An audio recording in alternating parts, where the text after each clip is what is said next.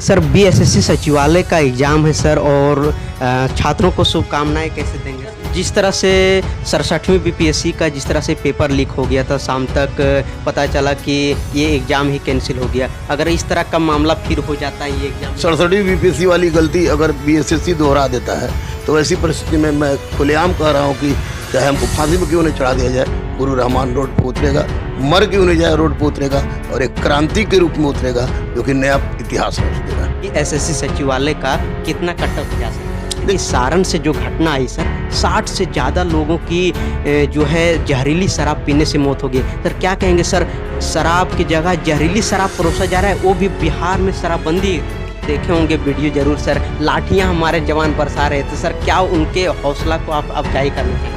नहीं, हमारे सेना में इतना दम है, इतना दम है कि अगर उनको खुला छोड़ दिया है तो पाकिस्तान गया पूरा चाइना को हड़प लेंगे। सर आईटी का छापा पड़ गया।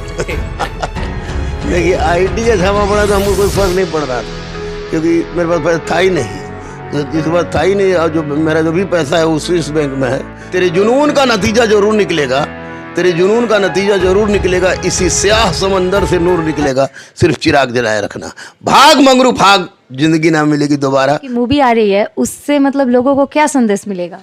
देशभक्ति, मानवता, इंसानियत और मोहब्बत की सही परिभाषा। हमारे साथ आज एक ऐसे शख्स हैं जो कोई परिचय के मोहताज नहीं हैं और बता दें कि शिक्षाविद गुरु रहमान सर है हमारे साथ। जी हाँ दोस्तों, आज आपके लिए मैं खास पेशकश लेकर के आया हूँ जो डेंगू को मात दे करके सर अपने फील्ड में फिर से उतरे हैं नए दौर में और तैयारियां करा रहे हैं। बता दें कि अभी आगामी आने वाले बीएसएससी सचिवालय का एग्ज़ाम चल रहा है, तो कुछ सवालात और इल्ज़ामात भी हैं सर पर, तो उनको भी हम जानने का कोशिश करेंगे। सबसे पहले स्वागत करते हैं सर। कैसे हैं सर आप? सर डेंगू को मात ठीक है, बहुत बढ़िया बहुत बढ़िया। 7000 मेरा प्लेटलेट चला गया था, 7000, जो कि निश्चित रूप से बजरंगबली और गरीबों की दुआएं लगी कि मैं ठीक ठाक हूँ और अभी ठीक हूँ।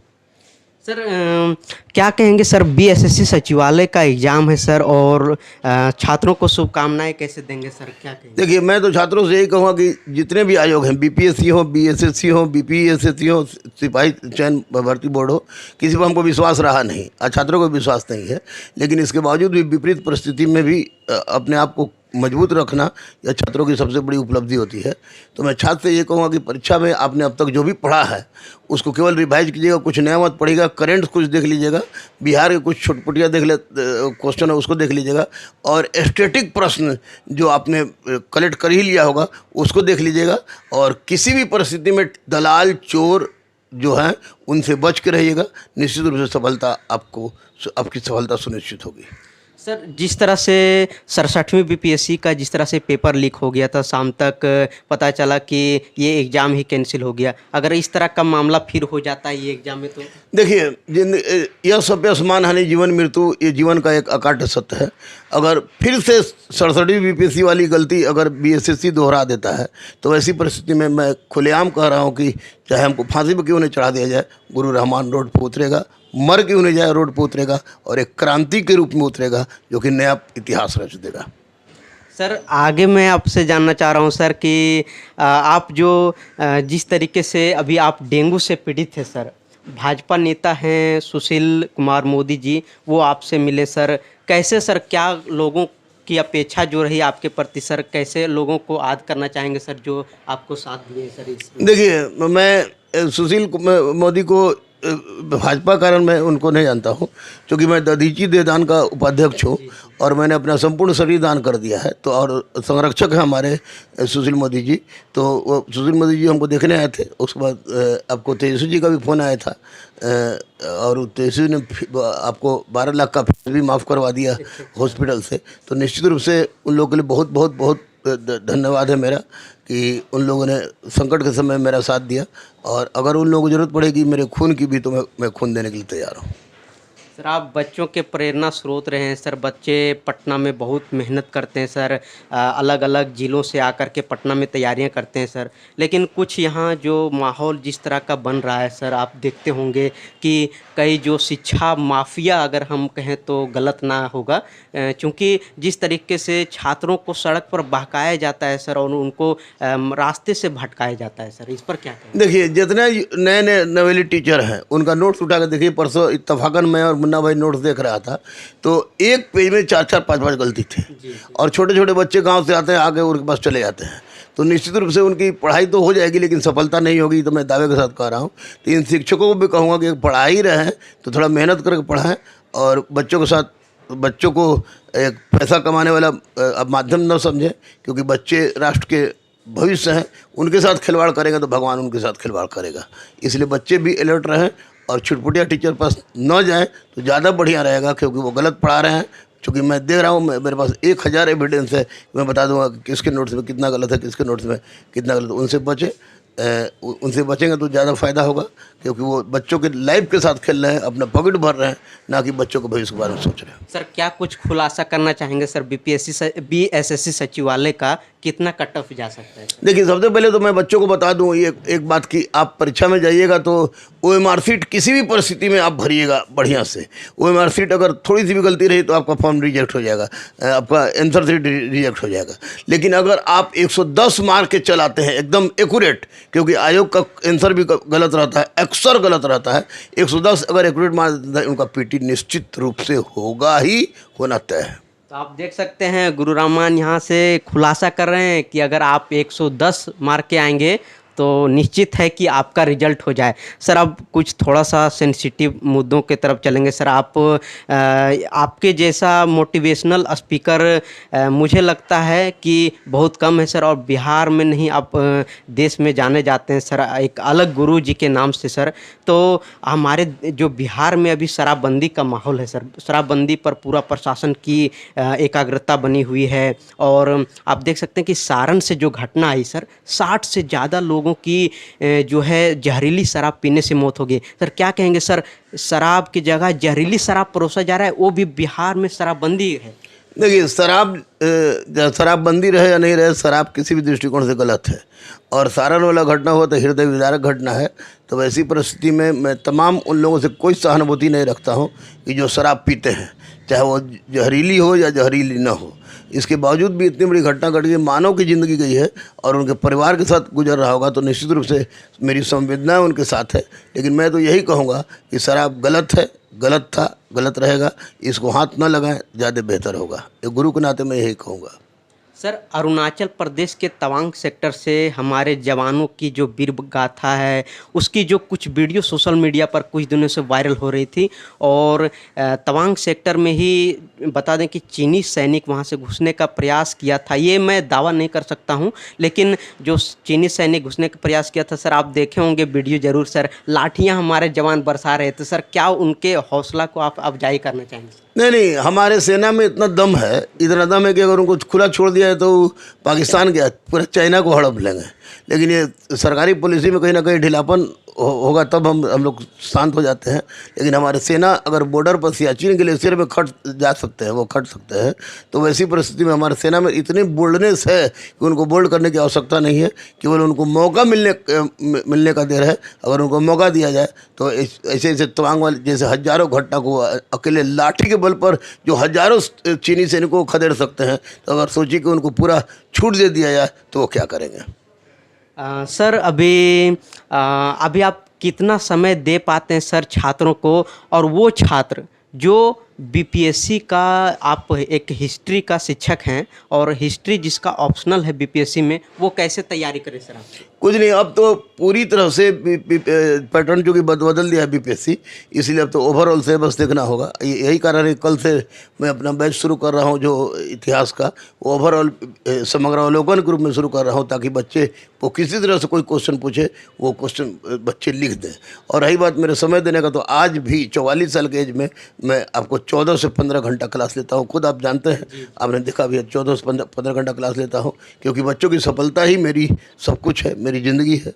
और बच्चों में कहते हैं ना कि तुम में रब बसता है, तो गुरु रहमान का रब बच्चों में ही बसता है, बच्चों में बसता है। बहुत अच्छा सर। सर मुझे मालूम है, लोगों को मालूम है, लोग जानना चाह रहे हैं सर कि बॉलीवुड में आप पर एक बायोपिक मूवी बनने जा रही है सर। इसका जानकारी आपको होगा ज़रूर, और क्या खुलासा कुछ करना चाहेंगे सर वो मूवी को लेकर के, और क्या कुछ अपडेट है सर, जरूर बताइए। देखिए फिल्म तो आ ही जाएगी, अब जब आए वो तो प्रोड्यूसर डायरेक्टर समझे, लेकिन फिल्म बन रही है और अच्छे बहुत बड़े एक्टर हैं उसमें, एक्टर एक्ट्रेस बहुत बड़े हैं, जितने भी कलाकार बहुत बड़े हैं, और बहुत बड़ा ये भी है आपको जो बनाने वाले प्रोड्यूसर भी बहुत बड़े हैं, डायरेक्टर भी बहुत बड़े हैं। तो फिल्म आपको जल्दी आ जाएगी। आपको इंटरवल तक उसमें लव स्टोरी है, और लव स्टोरी के क्रम में किए गए, लव के क्रम में किए गए संघर्ष उसकी दास्तान है। और दूसरा बाकी इंटरवल के बाद जो है वो पूरी तरह से मेरी वो बच्चों के साथ मैंने जो किया है, जो मेरे बच्चे हज़ारों हज़ारों की संख्या में सफल हुए हैं, उन पर कहानी गढ़ी गई है। और यह दिखलाने का प्रयास किया गया है कि मानवता, देशभक्ति से बड़ा कोई चीज़ नहीं है, और दुनिया में कोई भी चीज़ ऐसा नहीं है जिसको भेदा नहीं जा सके। असफलता उसी को मिलती है जो हार मान जाता है। सफल हर वो व्यक्ति हो सकता है जिसमें जीतने का जुनून हो। और वो सारी फिल्म मोटिवेशनल फिल्म है, और एक सच्ची मोहब्बत पर आधारित फिल्म है, ना कि आफ्ताब सरदा और ये कौन है अभी साहिबगंज में केस हुआ उस तरह घटना है। लोगों ने मोहब्बत को कलंकित किया है, लेकिन मोहब्बत जिंदाबाद के वाली अवधारणा है। तो इस फिल्म में सब कुछ है, सब कुछ मिलेगा जो लोग चाहते हैं। अच्छा सर, आपका बता दें कि गुरु रहमान सर का जो है जनवरी में जन्मदिन मनाते हैं, और लोगों छात्र भी जन्मदिन इनका सेलिब्रेट करते हैं अच्छे धूमधाम से। तो सर क्या इस बार आपके जन्मदिन पर खास होने वाला है, और क्या जो एक होता था जो ब्लड डोनेशन कैंप वगैरह, इस बार 1100 यूनिट ब्लड का कलेक्शन का हम लोग का ये है। और निश्चित रूप से देख सकते हैं गुरु रहमान यहाँ बोल रहे हैं कि 1100 यूनिट ब्लड की कलेक्शन जो है की जाएगी। तो और आगे हाँ कुछ? हाँ, तो जो ब्लड का कैंप लगेगा, चूँकि कोरोना में 2 साल नहीं लगा था, लेकिन इस बार लगेगा, तो 1100 यूनिट ब्लड का हम लोग रखा है। और भी बहुत सारे बच्चे, लगभग उससे ज़्यादा बच्चे तैयार हो गए हैं देने के लिए। क्योंकि हम बता दें आपको कि 1100 यूनिट के बल पर साल में कम से कम 2 से 3 हज़ार आदमी का जान गुरुकुल के माध्यम से बचता है ब्लड देकर। तो ये जन्म दिवस के अवसर पर ब्लड डोनेट करना, ब्लड कैंप लगाना, यही बहुत बड़ी बात है। क्योंकि मनुष्यता की सेवा से बड़ी कोई सेवा नहीं हो सकती है। और यही मेरा बर्थडे का सबसे बड़ा गिफ्ट भी होता है जो बच्चों के द्वारा दिया जाता है। क्योंकि मैं इस बार तो ब्लड नहीं दे पाऊँगा, क्योंकि मैं डेंगू से ग्रसित हो गया था, और अभी हीमोग्लोबिन भी मेरा केवल 8 है। तो ऐसी परिस्थिति मैं नहीं दे पाऊँगा, लेकिन बच्चे पूरे बढ़ चढ़ कर हिस्सा लेंगे। और महाराणा प्रताप कैंप में ये ब्लड कैंप लगेगा, उसमें अन्य लोग भी जो भी इच्छुक है वो देने आए। क्योंकि पीएमसीएच के साथ साथ माँ ब्लड बैंक जो माँ वैष्णव सेवा समिति का हम लोग का है, उसमें हम लोग ब्लड दे रहे हैं, ताकि गरीबों की ज़िंदगी बचाई जा सके। केवल 500 रुपये में जो जाँच उसका प्रोसेस होता है, उसको ही करके किसी भी गरीब को कोई भी जातीय धर्म का क्यों ना हो, उसको ब्लड दे उसकी ज़िंदगी को बचाना हम लोग का मूल उद्देश्य है जी। और बता दें कि जब 2022 में जब अग्निवीर योजना के तहत जो प्रदर्शन हो रहे थे हमारे देश में, तो उस समय गुरु रहमान सर जो है कंट्रोवर्सी में आ गए थे, क्योंकि इनका एक छोटा सा वीडियो क्लिप काट करके वो सोशल मीडिया में चलाया जा रहा था, जो काफ़ी वायरल हो गए थे। जिसके बाद से ना जाने तो सर पर पहाड़ ही टूट पड़ी थी सर, आईटी का छापा पड़ गया। देखिए, आईटी का छापा पड़ा तो हमको कोई फ़र्क नहीं पड़ रहा था, क्योंकि मेरे पास पैसा था ही नहीं। जो जिसके पास था ही नहीं, और जो मेरा जो भी पैसा है वो स्विस बैंक में है, अरबों हो, यानी 5 अरब हो, 10 अरब हो स्विस बैंक में। तो आईटी के छापा तो कोई फ़र्क नहीं पड़ा था। लेकिन थोड़ी तकलीफ़ ये हुई थी कि जिसने अपना सब कुछ कुर्बान कर दिया इस देश के लिए, उस पर थोड़ा सा संदेह क्रिएट कर दिया था लोग, तो वो गलत था। और पटना के कुछ छुटपुटिये टीचर्स जो है वही हज़ारों एप्लीकेशन लिख के कि ये है वो है, लेकिन अब क्लियर हो गया। उस रेट से मैं बहुत खुश हूँ, क्योंकि सबका दूध का दूध पानी का पानी हो गया। और किसी भी परिस्थिति में रहमान मर सकता है, हिंसा की बात कर ही नहीं सकता है। तो मैंने हिंसा की बात कही नहीं थी। 29 सेकंड का वीडियो उन लोगों ने पता नहीं कैसे क्या दिखाया, लेकिन मुझे कोई फ़र्क नहीं पड़ता उससे, क्योंकि मैं देश का था, देश का हूँ, देश के लिए रहूँगा। देश के विरुद्ध जो बोलेगा उसका जान मार दूँगा या जान दे दूँगा। क्या बात है सर। सर आखिर में मेरा एक आखिरी सवाल रहेगा सर, जो लड़के एग्ज़ाम देने जा रहे हैं, लड़कियां एग्ज़ाम देने जा रहे हैं, सर उन लोगों को किस तरह से मोटिवेट करेंगे सर? आपका कुछ अपना पर्सनल आपका बोलने का तरीका रहता है सर, आप एक मोटिवेशनल स्पीकर भी हैं जो क्या बोलते हैं कि क से कबाड़ देंगे, ज से जड़ से, ये सब जो हिम्मत आता है सर, ये नहीं देखिए, अभी तो सबसे बड़ी बात है कि बहुत लंबे समय बाद सचिवालय की बहाली आई है और इसको मिनी डीएम के नाम से जाना जाता है। तो मैं बच्चों को यही कहूँगा कि तेरे जुनून का नतीजा जरूर निकलेगा, तेरे जुनून का नतीजा जरूर निकलेगा, इसी स्याह समंदर से नूर निकलेगा, सिर्फ चिराग जलाए रखना। भाग मंगरू भाग, जिंदगी ना मिलेगी दोबारा। और आपने जो अब तक पढ़ा है उसको रिवाइज कीजिए, चोर दलाल से बच के रहिएगा, OMR सीट हुमच के भरिएगा और कोशिश कीजिएगा कि किसी भी तरह से 110 नंबर लाएं, 110 नंबर लाएं। और हाँ, किसी भी परिस्थिति में किताब परीक्षा भवन में किताब ले जाने की आवश्यकता नहीं है, क्योंकि परीक्षा भवन में किताब लेकर जाइएगा तो सफलता संदिग्ध हो जाएगी, क्योंकि ढूंढने में समय चला जाएगा। आप OMR सीट बढ़िया से बढ़ के बनाइएगा और ठीक से मार्क ठोक के आइएगा, कबाड़ के आइएगा, आप निश्चित रूप से सफल होइएगा, यह मेरा विश्वास है।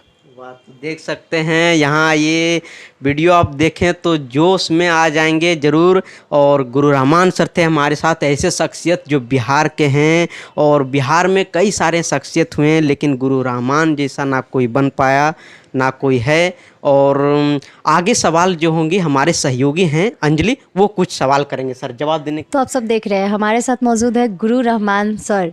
इनको किसी नाम की तो मोहताज की ज़रूरत ही नहीं है, इनको तो सारे दुनिया में पहचान मिल चुकी है ऑलरेडी।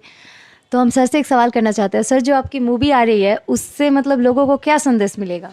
देशभक्ति, मानवता, इंसानियत और मोहब्बत की सही परिभाषा। तो इस मूवी से है कि लोगों को बहुत से मतलब होता है कि उनको सीखने को मिलेगा, इससे बहुत चीज़ें सीखने को मिलेगी, बच्चे इससे प्रोत्साहन होंगे। 2000% बच्चे नहीं, जिसको होश है 10 बरस के बच्चा से लेके 100 बरस के बुढ़ा तक के लिए बहुत पसंद किया जाएगा फिल्म। क्योंकि फिल्म का जो पटकथा है, जो फिल्म जो मैंने अपनी ज़िंदगी गुजारी है उसको फिल्म में दर्शाया गया है, तो निश्चित रूप से बहुत बहुत बहुत ही महत्वपूर्ण रूप से आएगा। देशभक्ति के रूप में आएगा, मानवता के रूप में आएगा, मोहब्बत के रूप में आएगा। और आज जिस तरह का माहौल बन गया है उस माहौल के विरुद्ध एक बहुत ही अच्छी भारतीयता पर आधारित फिल्म है, जिसमें देशभक्ति भी कुट कुट कर भरी हुई है। तो सर ये जो BSSC सचिवालय का एग्ज़ाम होने वाला है, मतलब बहुत से लोगों को इस एग्ज़ाम से उम्मीद है, पर क्या होता है कि कभी कभी ये उम्मीद खड़ा नहीं हो पाता। जैसे 67वीं BSSC सचिवालय के एग्ज़ाम हुआ था, एग्ज़ाम के जस्ट थोड़ा सा पहले पता चल रहा है कि एग्ज़ाम कैंसिल हो गया है, तो उससे काफ़ी लोगों को हाथ पहुंची थी। तो उस बारे में आप क्या कहना चाहेंगे? देखिए, अगर मैं स्पष्ट रूप से बोल रहा हूँ कि जब पानी सर से ऊपर चला जाए तो आदमी अगर उसके बावजूद भी चुप रहता है तो कायरता होती है।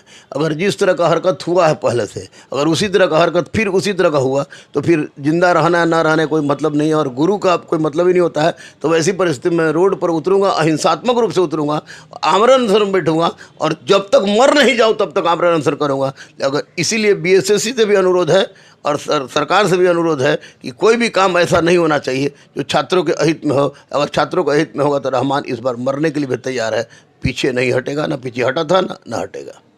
सर इस वजह से ये हो जाता है ना कि जब एग्ज़ाम कैंसिल होता है तो कितने सालों के लोगों की मेहनत होती है, बहुत सारा मतलब उसमें लगता है कि हाँ बहुत ज़्यादा मेहनत होती है, लोगों की उम्मीद होती है, एक टीचर बहुत ज़्यादा अपने स्टूडेंट पे मेहनत करता है, पढ़ाता है और सबका सपोर्ट होता है, और अचानक से पता चलता है कि उन सबकी मेहनत ख़त्म हो जाती है।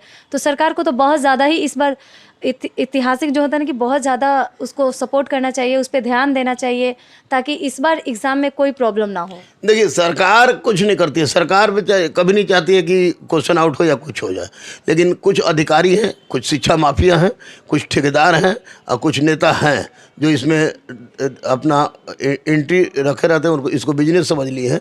लेकिन सरकार सजग है और मुझे लगता है कि इस बार कुछ किस तरह की धांधली नहीं होगी। और इस बार यकीन मानिए, आपका क्या नाम बताए? अंजलि जी, यकीन मानिए कि अगर इस बार कुछ गलत होता है तो मैं मरने के लिए भी तैयार हूँ, लेकिन पीछे नहीं उठूँगा। मैं रोड पर उतरूँगा, आमरण अनशन करूँगा, अहिंसात्मक आंदोलन चलाऊँगा और निश्चित रूप से मर जाने तक बच्चों के साथ था, हूँ और रहूँगा। जी सर। तो सर बाकी सब तो मतलब बढ़िया है, और उस हिसाब से जो होता है कि इस बार का एग्ज़ाम का उम्मीद है कि बहुत ही अच्छे से और बहुत ही खूबसूरती से इस बार का एग्ज़ाम निपट जाए। हाँ, अच्छे से हो जाए। खूबसूरती तो रिजल्ट के बाद आता है बच्चों में, क्योंकि बिहार के मतलब मेन बात है एग्ज़ाम से भी कुछ राहत होता है लोगों के, मेरा एग्जाम अच्छा गया है। अब एग्जाम होगा ही नहीं तो वो तो नहीं होता है ना। बिहार में डीजीपी आए हैं नए, वो भी बहुत कड़े और ईमानदार डीजीपी है, और निश्चित रूप से माननीय मुख्यमंत्री जी और माननीय उप मुख्यमंत्री जी भी निश्चित रूप से सजग हैं, ताकि किसी भी तरह की गुंडागर्दी नहीं हो। अगर फिर उसके बावजूद भी गुंडागर्दी हो जाता है तो फिर किसी भी शिक्षक को, छात्र को जीने का हक नहीं है। सबको गंगा में अपने आप को विसर्जित कर देना चाहिए। मैं सबसे आगे